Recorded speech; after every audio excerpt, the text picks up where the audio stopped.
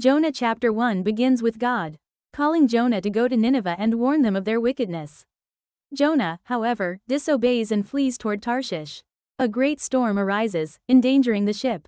Jonah admits his guilt and asks to be thrown into the sea to calm the storm. After Jonah is thrown overboard, the storm ceases, leading the sailors to fear the Lord and offer sacrifices to him. This event reveals God's sovereignty and grace. Even in Jonah's disobedience, God reveals himself to the sailors. God's love and patience are further demonstrated as he sends a great fish to rescue Jonah, showing his intent to redeem and fulfill his plans.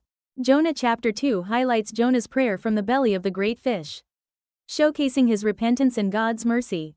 Jonah compares his distress to being in Sheol and calls on God for help, expressing a firm belief that he will once again look toward God's holy temple. His prayer demonstrates trust in God's deliverance and emphasizes the importance of repentance.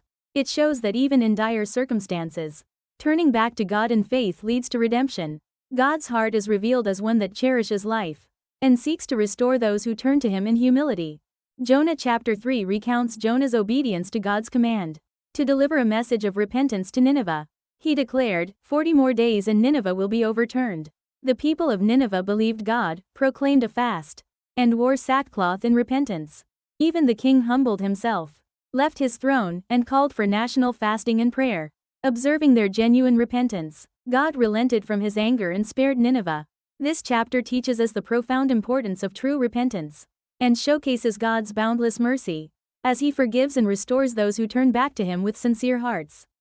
Jonah chapter 4 illustrates Jonah's selfish anger over Nineveh's forgiveness and God's lesson on compassion.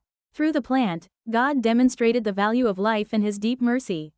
While Jonah was furious about the death of a single plant, God expressed his care for over 120,000 souls in Nineveh.